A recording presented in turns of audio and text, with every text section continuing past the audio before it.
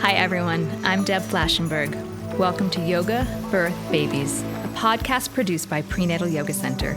We will be diving into everything prenatal yoga, birth, and baby related, hoping to inspire, educate, and empower you through your journey into motherhood. Thank you for listening. Hi, I'm Deb Flashenberg, and I'm your host of Yoga Birth Babies. And today we're talking to Sarah Merrill. You may know her from her Instagram account, Big Kid Problems. Sarah grew her audience of over 500,000 Instagram followers by bringing humor and relatable content to everyday struggles. And recently, Sarah has Bottle Service. It's a new kind of pregnancy and motherhood podcast. And on that, she talks all about her journey into parenthood and postpartum. So Sarah comes onto today's podcast and also recounts a lot about her own experience into parenthood. She's super open about talking about her own birth trauma and the importance of birth trauma awareness. She talks about the mental load of motherhood and her own ways of getting through that. And she also talks about the pressure that many people feel about that, and I'm going to put this in quotes, that bounce back after childbirth. And she's very open about her own postpartum experience. I like somebody that can come on, use their platform to pull back the curtain of postpartum and parenthood, because I feel like sometimes it's very packaged as this happy, shiny thing that we're all supposed to enjoy, but there can be a lot of struggle. And I like that Sarah is just so open in her experience. And I think you're going to get a lot out of this conversation and relate to what she has gone through and what she continues to go through. Now, before we jump into my conversation with Sarah, I just want to continue to share what's happening at Prenatal Yoga Center. So we continue to grow our online presence and our in-studio presence. Now, what's been super fun is I've had people on Instagram or just email out saying, I can't get to your classes on the Upper West Side because I don't even live anywhere near New York. So what can I do? And I remind them that we've got online prenatal classes every single day, re-releases and on-demand classes, so you can take it on your own time. We also have all these amazing workshops in studio: breastfeeding, lactation prep, newborn care, childbirth education. But we also have an on-demand library. So again, I recognize that everyone now can connect somehow online. So please take advantage of our on-demand library and our online workshops. And then the last thing I just want to bring up is our teacher training. We have a very in-depth, thorough prenatal teacher training that we do 3 times a year online and once a year in person. So if you have a passion for supporting people through this perinatal experience and you're a yoga teacher and you want to have the skills to support that passion, check out our teacher training on our website, prenatalyogacenter.com. And again, just a big thanks to everyone that's part of our community. As I've been saying these last few podcasts, we just celebrated our 21st birthday. I can't believe that PYC, Prenatal Yoga Center, is 21 years old, but we are. So thanks for the community for who have supported us from the beginning to continue to show up and be part of our community. Thank you. Okay, we're going to take a super quick break. And when we come back, please enjoy my really fun conversation with Sarah. Hi, Sarah. How are you? I'm good. Thank you. How are you? I'm doing great. It's really nice to meet you. I did a little bit of a deep dive into all your social media and listening to your podcast, and I feel like I know you already. So it's going to be fun to actually chat with you. Oh my gosh, so fun. I'm sorry in advance for anything you saw on my social media. No worries. So, all right. So as I mentioned, I took a deep dive, but I'd love for you to share a little bit about yourself. Yes. Okay. So for anybody who doesn't know me, I run an account on Instagram called Big Kid Problems, which is just funny. It's like kind of making jokes about like our everyday lives. I started it in college. So like the idea of kind of moving into the adult world was like the genesis of the account. And like it's been with me for many stages of life, from graduating college to like switching careers to dating in New York to finding my husband, getting married, and now most recently having a baby. So I've been running it for a long time, and it's been a lot of fun. And then this most recent transition was probably the biggest life transition, I think, ever. I think that anybody can really go through is the process of becoming a mom. And so through that, I actually started a separate channel called Bottle Service, with Big Kid Problems, which is a podcast. And I now have that podcast that followed me through all 40 weeks of pregnancy. And now I'm in a postpartum season. So that's kind of the spiel. But yeah, I'm a first-time mom. I have now a 1-year-old, which is crazy. I feel like the last year went by so fast. But I've just, I'm into all things pregnancy and new motherhood, and have like now this amazing community with bottle service, and, love chatting with new moms and kind of seeing where everyone's at, because it is truly like the most wild life transition that I've definitely had to date. And I think that might ever happen. I don't know. It is a huge transition that I feel like no matter how much you prepare, and the podcasts you listen to, and the books you read, and the classes you take, and it's individual for everyone. Like, even though there's that common denominator of turning that corner to parenthood, it's still different for everyone, and it's huge. So I'm excited to chat with you a little bit more about this. So let me dig into some of my questions. So one thing I know that you are, as you mentioned with your social media and your podcast, you're extremely open. So I appreciate, and you said you're in the postpartum kind of period for your podcast. So first of all, thank you for talking so openly about postpartum. So I'd love to ask about, how did your idea or vision of postpartum differ from what your reality of postpartum is? I mean, to think back, I think I had just this entire different notion. Really, I think my biggest surprise was in pregnancy. Like, I thought pregnancy was going to be this like beautiful, like me running through meadows and like a flowy dress and like baking bread. Like, I thought that was going to be beautiful. I think I was actually really scared for postpartum because of things that I had seen on the internet, and it sounded really bad. It sounded like, you didn't get any sleep, and your nipples were leaking and you were bleeding everywhere, and it just sounded really rough. In some ways, I think, yeah, of course, like that's true. But I think I was almost surprised in a positive way of how much I didn't care as much as I thought I would about all those things. Like, I was just so obsessed and in love in a way that I had never thought possible with my new baby. So a lot of that, didn't, it wasn't as bad as I thought it was going to be in some ways. And then in other ways, other things that came up in postpartum for me that were kind of surprising. Like, I had a little bit of PTSD come through from birth, which I was not expecting. My recovery, I think, was a lot different than I was expecting. I ended up having a C-section, and I was surprised at how long it took to heal from that, mentally, emotionally, and physically. And then I think the other biggest surprise was just like the whole like bounce back aspect of, coming back from a baby. I think I had really false expectations of what to expect with that. And it took... Yeah, can you talk about that a little bit, about kind of like what pressures you might have felt, or what that meant to you kind of bounce back? Totally. I mean, I think came into postpartum with what I thought was grace for myself. I was like, I'm going to give myself 6 weeks and not even think about bouncing back. Like, I'm just going to focus on healing and being with my baby, and I'm not even going to worry about it. Yeah, that's great. But like, in hindsight, I wish I gave myself a lot longer of a grace period, because 6 weeks is not enough.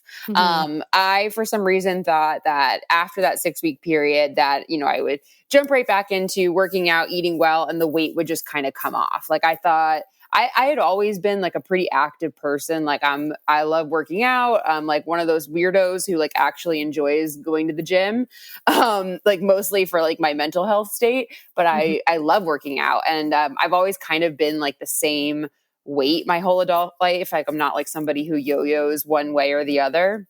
So I kind of thought like my body would just go back to like its standard, like our standard procedure, and get right back to it. And that wasn't the case. It ended up taking like months and months for 1 pound to come off, despite doing everything that I, thought was what I was supposed to do, eating really clean, working out, doing all the things. And it took a lot longer than I expected. How'd that feel? Because you were always kind of one certain weight. Was that emotionally hard for you?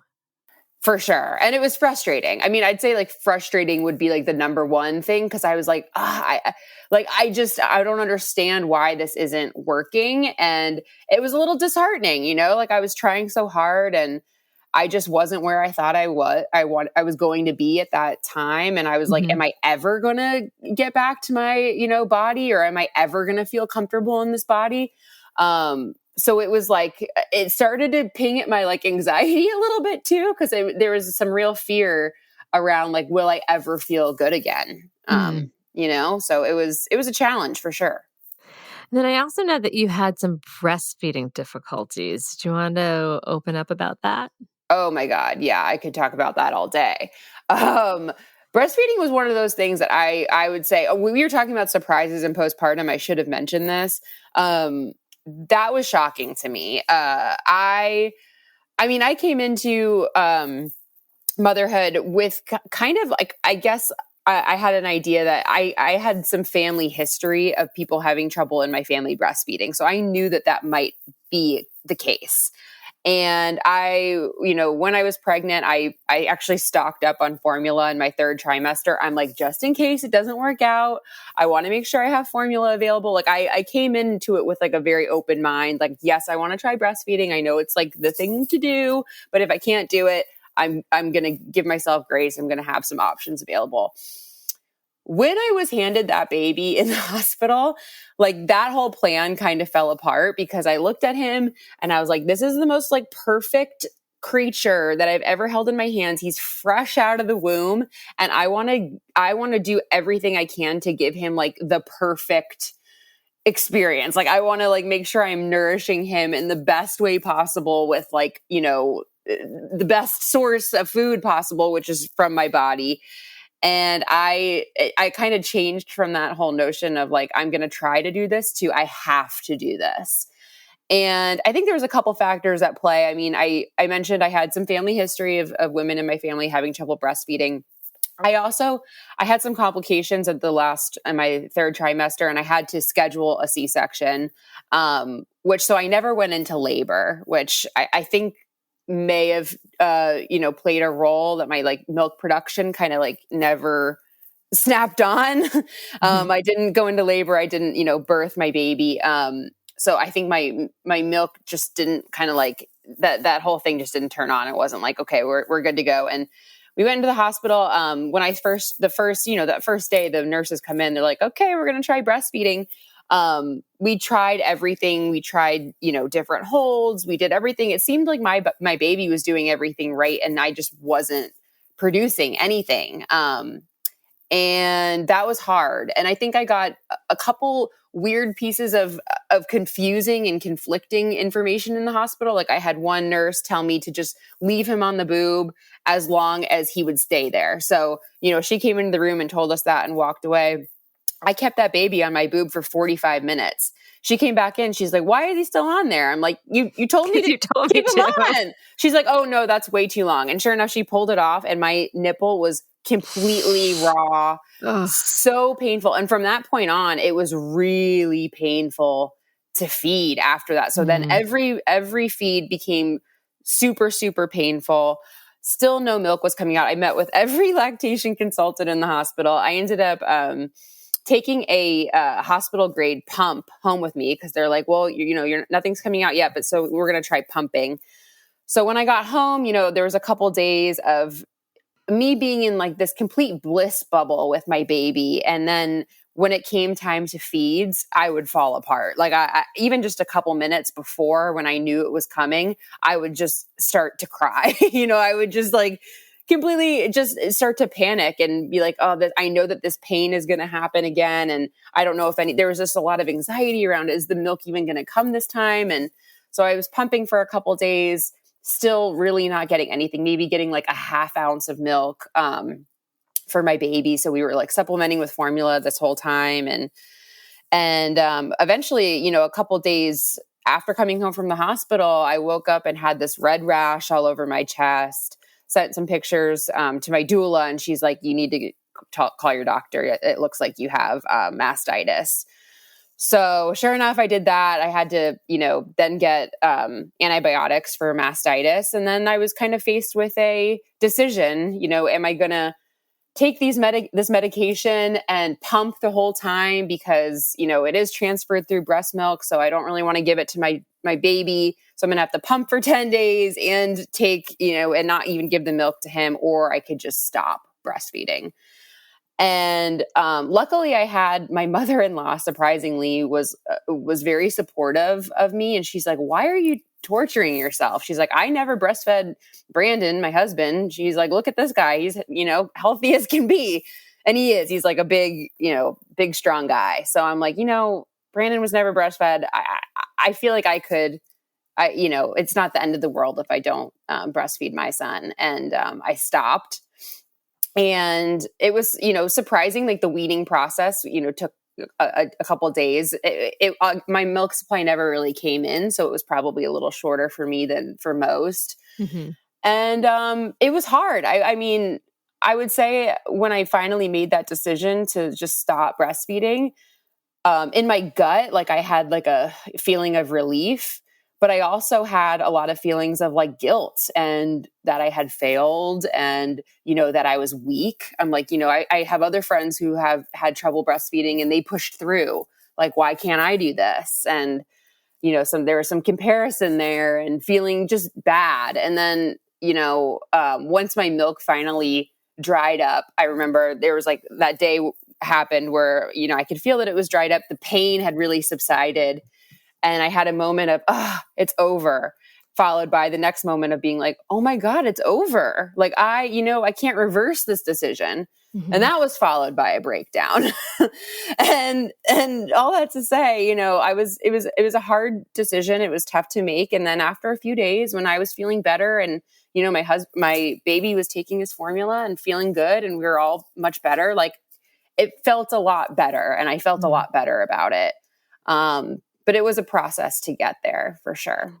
And I really appreciate you being so open about it because so many people have breastfeeding struggles and to combat that, your hormones are just so fluctuating up and down at that time. So that kind of adds to the emotional state. So thank you. Totally. Thank you for sharing that.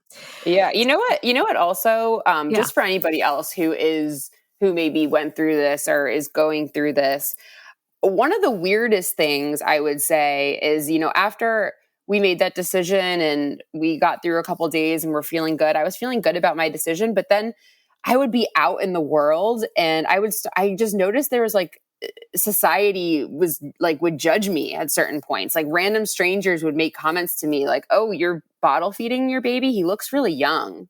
Like people would just like random strangers would say like things like that to me. And it was really hurtful. And so like I always say that because I'm like, I think, and even I had like another mom friend make a comment to me and I'm like, I know her intention wasn't mean, but I always just like to bring that up because I think some of us don't. You never know the story behind. Like that's the whole thing is I had a lactation consultant I have worked with, and I can't remember exactly what she said, but she said like for many people, and this is not a choice of everyone, because some people are like never on the breast, always bottle. But she said for a lot of the folks that she's met that there were, if they could not for whatever reason breastfeed, she's like, there's a lot of tears behind that bottle of formula for many people. So it is not for anyone else to make a comment because they don't know what your story was that got you to that point. And again, some people, for whatever reason, they were like, yep, never on the breast, always the bottle. And of course, respect that. But in your case, and like so many, it was a big turning point and not one that sounded like many people wanted to make. It was more about the sanity for you and your baby, because can you imagine if you were literally breaking into tears at the idea of breastfeeding your baby, that was not going to be sustainable. Right. So I'm speaking up that I'm sorry that people said that to you. And I hope those out there, if that was said to you, that you realize it's awful. And I'm so sorry. I'm sorry that happened to you. All good. I'm okay now. It's like, in the hindsight. But it's still horrible. It's still horrible. But who are we to comment on anyone else's choice to get them there? Totally. So speaking of kind of the mental part of parenthood, how has the mental load of motherhood been for you? Oh man, a surprise, definitely a surprise. It's one of those things. It's so interesting because like my husband and I, we really like approach parenting as like a 50-50 thing. Like he's so involved. He's like a great, great dad, but I can just tell like I carry this mental load that he doesn't, like there's so many things. And I was trying to explain this to him actually kind of recently. I did an episode on this and I was like, you might want to listen to this one, of just all the like unseen things that moms do that contribute to this mental load. Like, an example, we were talking about breastfeeding, picking the formula. That was something that I researched and, went to blogs, went to other moms, talked to people, like it did a lot to research like the best formula option for me to choose that. Our pediatrician, picking what diapers we were going to use. These are all things my husband's like, yeah, whatever you want to do. And I'm like, thank you. I think he thought that was really helpful, just him being agreeable to whatever I wanted to do. But I was like, I also don't want to be the only person calling the shots around here because it's a lot. It's a lot of work. And also then you also have the like anxiety of like, is that the right decision when you're the one making those decisions? So I think like the mental load is a lot of stuff that's just goes unseen. And like, even just like certain chores that I think people don't look at as work that are work. Like I'm always the one, I have the bag, right? I have the diaper bag, or I just, use my purse basically. I'm the one who, whenever we take the baby out, like I have to make sure I have the diaper, the wipes, the pacifier. Restocking it, yeah. Yeah, exactly. And it's just like one of those things. I'm like, my husband doesn't even think twice. He's just like, oh, do you have a bib? And I'm like, no. He's like, you forgot the bib? I'm like, you didn't even do anything. Shut up. You're like, not only do I have the bib, I've got the pacifier, I've got the backup bib, I've got the backup outfit. Yeah, it's a lot that you have to think about. Okay, we're going to take a quick break. When we come back, I'd love to hear how you have worked with your anxiety and managed stress in kind of the everyday life of being a mom. But we're going to take a quick break. We'll be right back. We're back. So I can speak for myself that being a mom is stressful. There's so many parts of it that I find stressful. And I think many people can relate. So what have you personally found helpful to reduce your anxiety and manage your stress in just everyday life as a mom?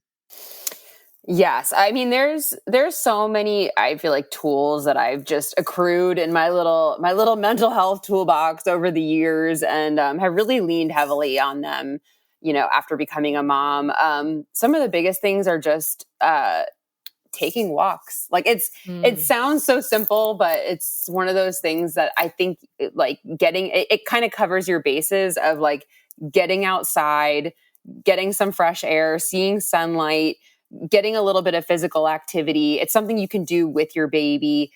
For me, especially in those early days, like there would be multiple days in a row that I wouldn't leave my house. Like I just didn't leave my house. I'm with a newborn and we weren't going anywhere.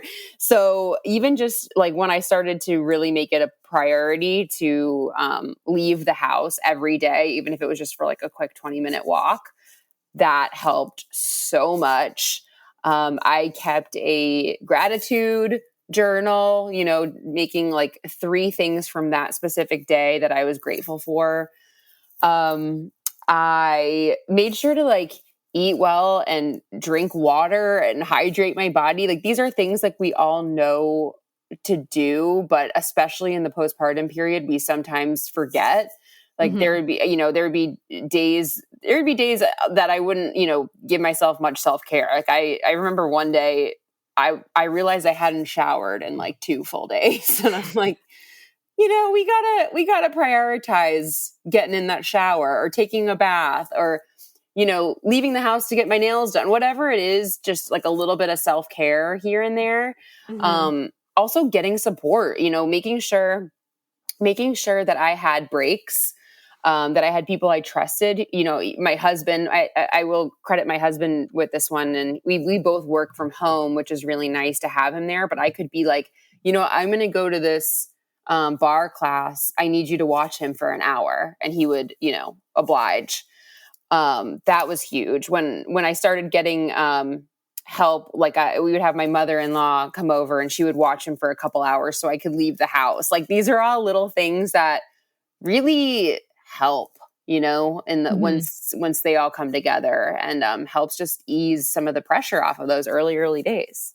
Yeah, I found that any support is helpful. Well, sometimes I found some of the support a little nagging, but most of the time, I won't name names, but and opinionated. But anytime that you can just come back to yourself, because I found that I felt like I lost my identity a little bit, that I was suddenly and then I felt like I'd go out into the world and people would just call me mom or mommy. Like if they were talking, like the doctor would be like, mommy. I'm like, use my name. So I already felt like I was losing my identity in a little bit. And so anytime that I could have some space just to kind of come back to myself, it helped me handle my anxiety about this new role as a parent. So thank you for sharing your thoughts. Okay, now I want to circle back to something you had said earlier about pregnancy. You had thought that you'd be running through the fields in the flowy white gowns, and will you open up a little bit about what that was about? Oh yeah.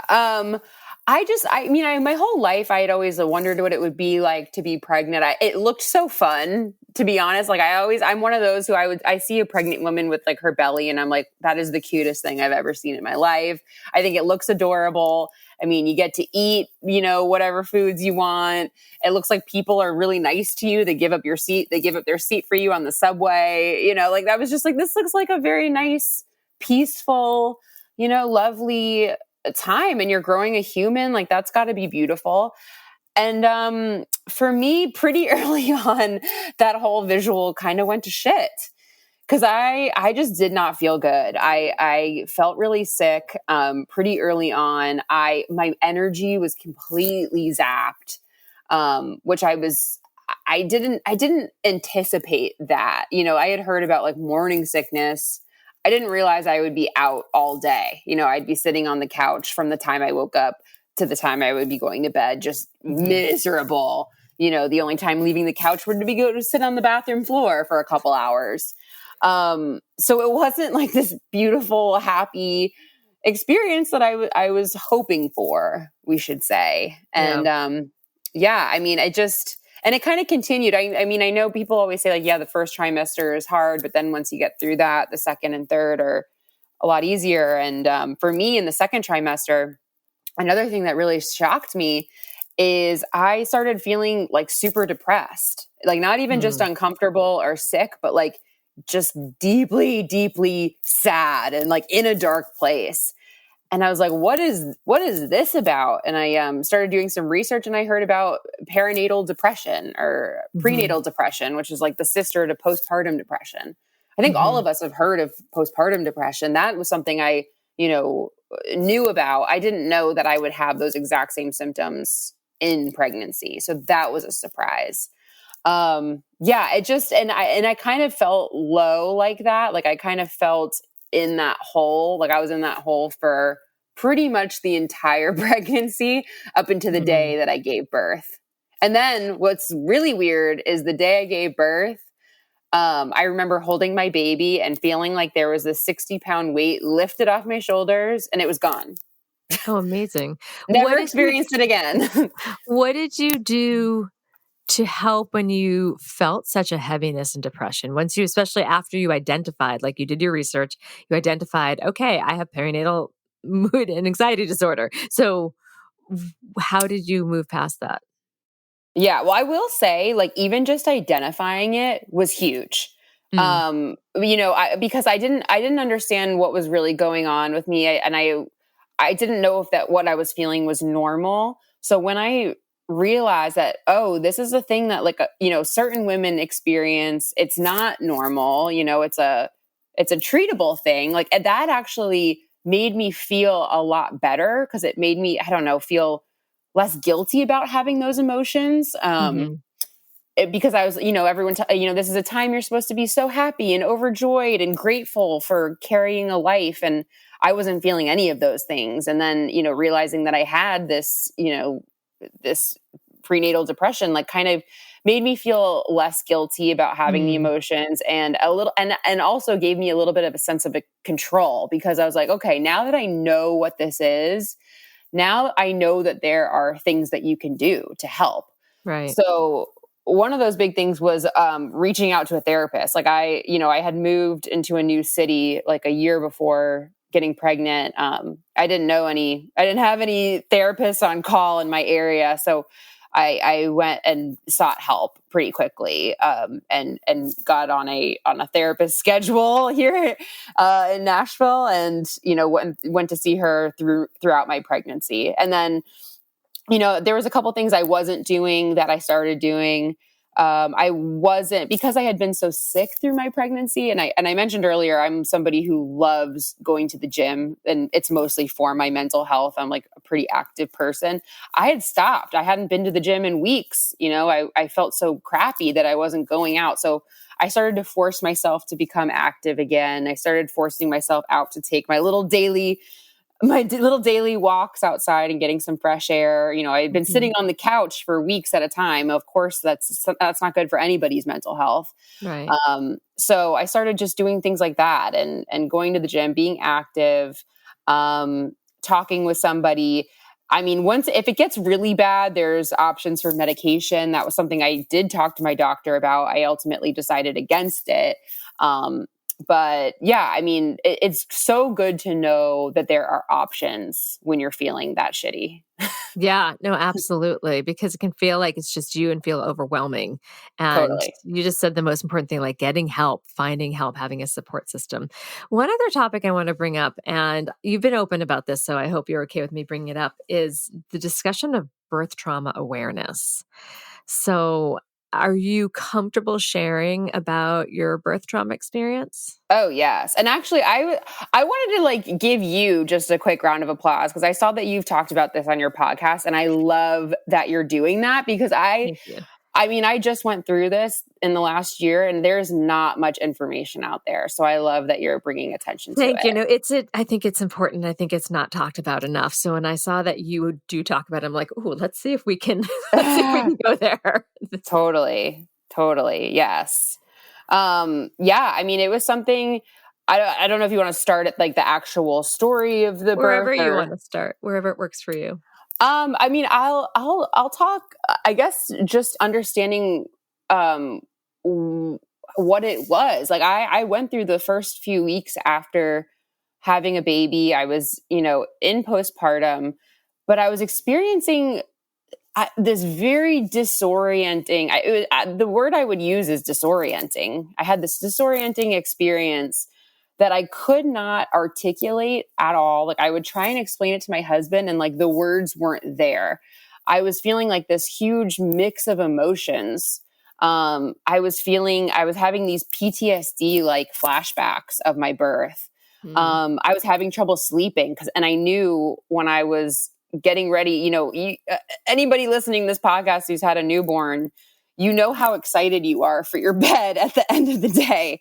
You're like, oh my God, I can't wait to crash. I am so physically exhausted. And it would come time for me to get ready for bed, and I would start to panic, because I was like, I know I'm going to relive my birth again.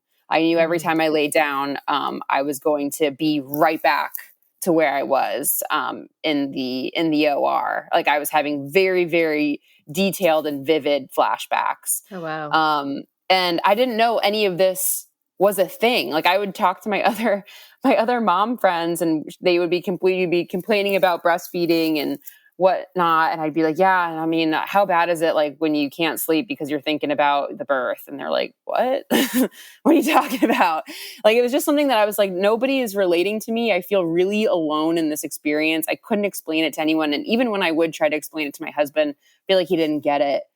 And it wasn't until I was literally scrolling on Instagram that I saw a post about birth trauma.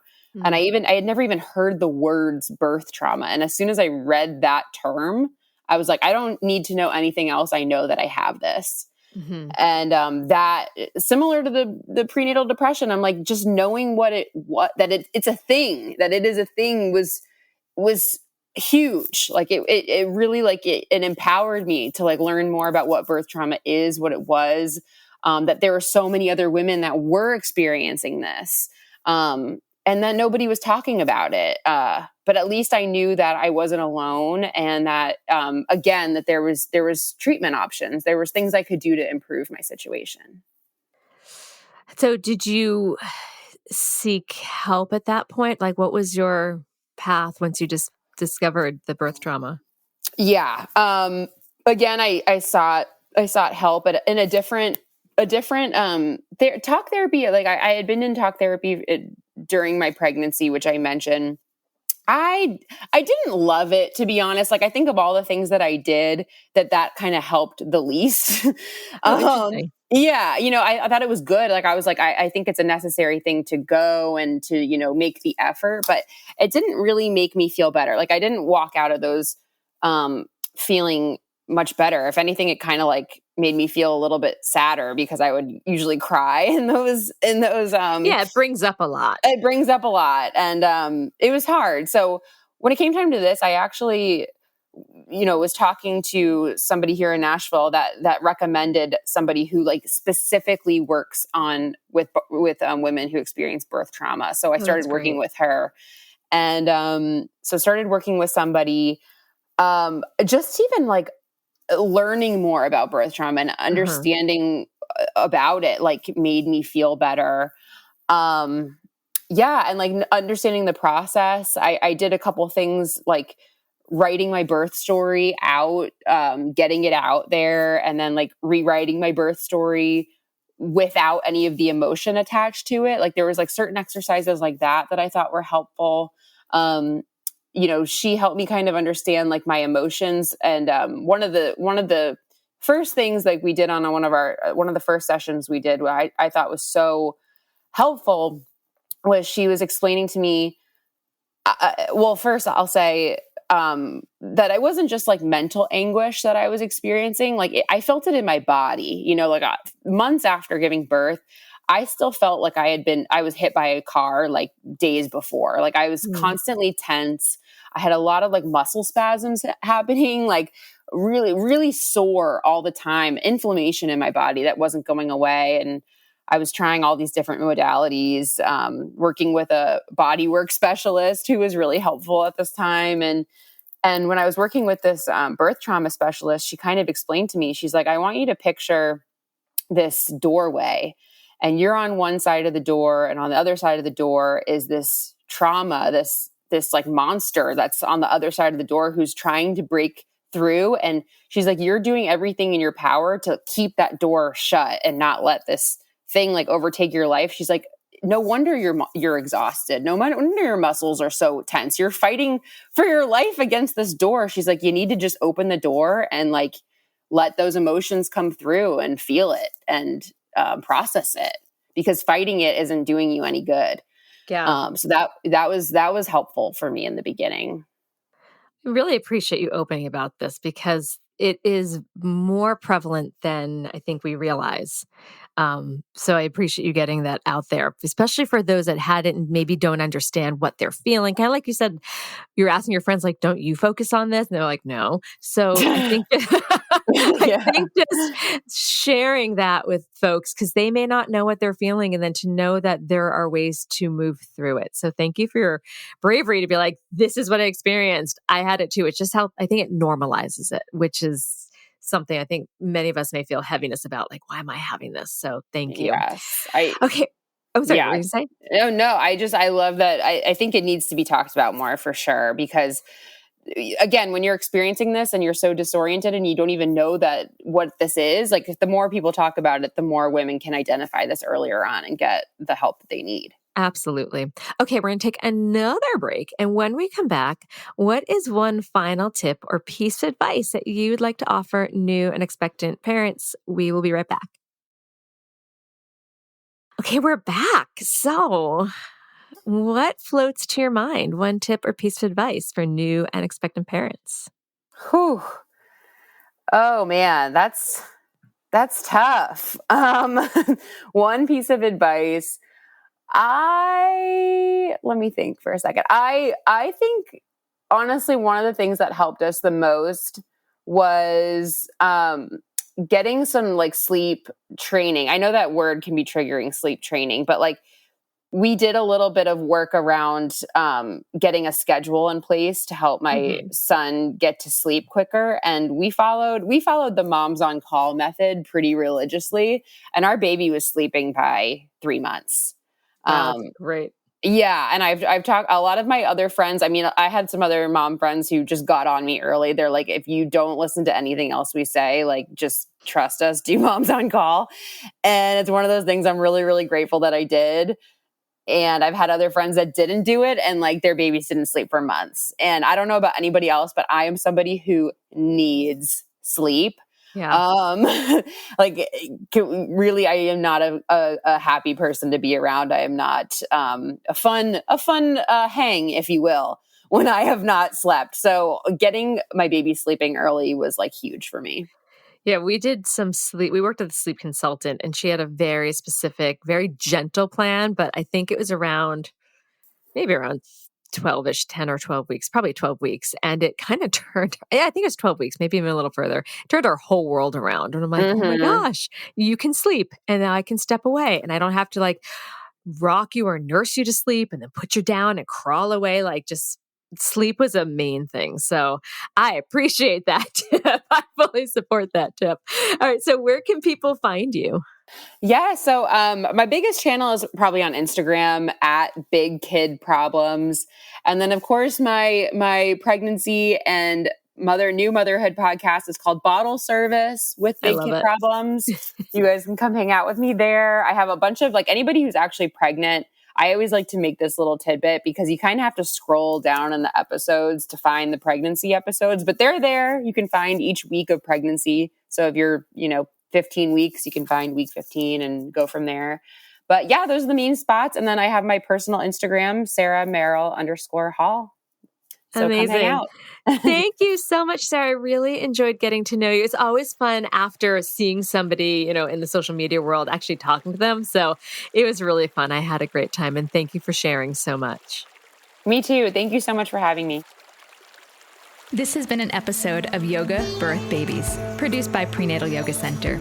You can catch us on Facebook, Twitter, Instagram, and Periscope. I'm Deb Flaschenberg. Thanks for listening.